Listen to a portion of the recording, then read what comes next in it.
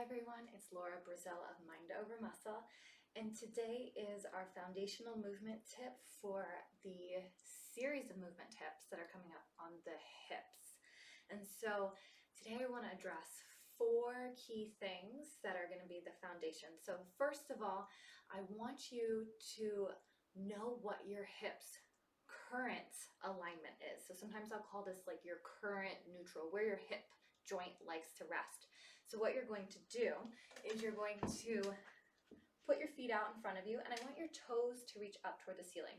So don't let them go out to the side. They're going to point up to the ceiling, and your ankles are going to be ASIS or hip width apart down here. So the ankles hip width, toes facing the ceiling, and I want you to sit right at the edge of your chair as you do this, so you can get a more neutral pelvis and you don't feel like you're hunched over. That's easier on the edge. So we're here, toes up, ankles hip width apart, and you're gonna feel behind your knee. And behind your knee, you're gonna feel 2 tendon lines, and you're gonna start noticing which direction these tendon lines orient. So on this side, my tendon lines point kind of this way, down and away to the side. And on this side, it's a little less turn, but still like outside. It's not pointing straight down at the ground. So when my feet are in a more neutral position, biomechanically neutral position, this is where my hips like to be, and I can tell by the back of the tendon lines on the back of my leg. All right, so play with this a little bit, and then you can kind of play with turning your hip joint so that your knees move. So this isn't just your ankles moving around, but we're turning, internally rotating at the hip, externally rotating at the hip, playing with that.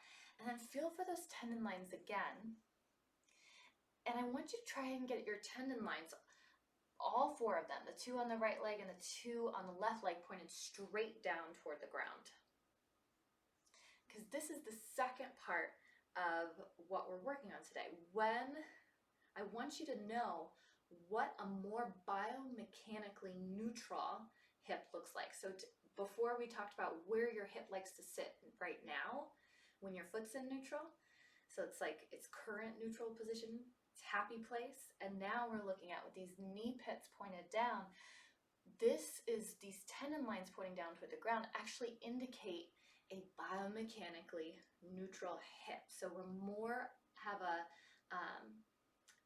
a more technically aligned hip joint when those knee pits, all 4 of them, are pointing straight down to the ground. And you might notice here that you can see the tops of my toes in the video.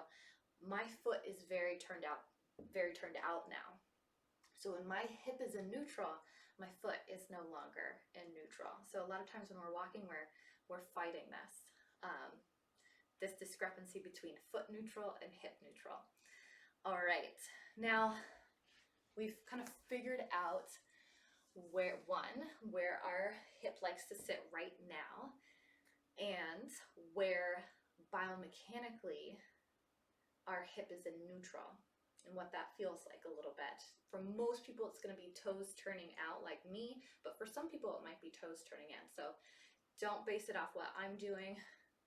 Go based off those tendon lines on the back of your leg.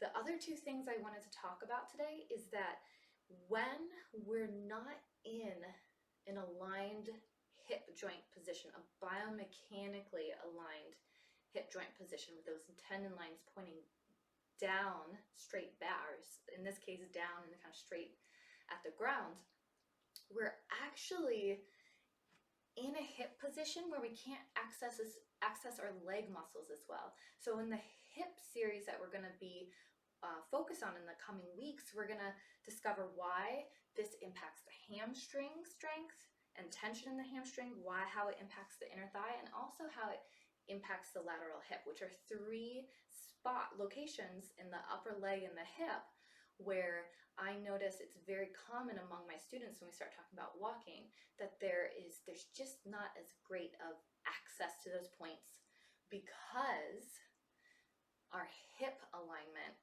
our current hip alignment, isn't really biomechanically aligned. So we don't get access. We can't really strengthen and stretch stretch in the way that we hope to. So for all of you with really tight hamstrings or really tight inner thighs, or like feel like you just can't build strength in the side of the hips the way you want to, this could be really, really helpful to start addressing, oh, I can't get to those things because my hip's not in alignment. And it kind of opens up a world of where you can access those things. You can actually stretch things out in new ways, strengthen things in new ways. That could be really, really powerful. So the alignment, getting more biomechanically aligned, never perfect, always trying to get just a little bit better. Moving from your current neutral to biomechanical neutral can help make a big difference in gaining flexibility, gaining range of motion, gaining strength in these areas that we might otherwise not have access to because of our current alignment. Now, the final piece that I want to talk here about is during the course of this hip movement tip series, I really am going to be focusing on not just the strengthening or the range of motion or the flexibility, but really bringing them together for you, because what I find is that if you're just working on flexibility without alignment, or strength without alignment, or flexibility in alignment but no strength, what happens is we get these short-term adaptations and responses. We might feel a little bit more flexible, a little bit stronger, but we want to build our new range of motion and our flexibility, the length in the muscles, and then build strength on top of that in a more aligned position. So having better alignment, even if it's just a little bit better alignment, and building range of motion and strength in that new aligned position, combining all of that together is really, really fundamental and can help you achieve things faster than if you were just doing everything like, oh, I'm going to do my flexibility now, or I'm going to do my strength now. How can we bring range of motion, flexibility, and strength and pair it with our neutral, biomechanically neutral hip and our better alignment to get you the results you want? So this has been the foundational stuff, a lot of talking today, and feel free to go back. I have timestamps below on the 4 major things I discussed, but I hope that you can join me in the coming weeks for the hip movement tip series. And if you're coming this later in the game, welcome.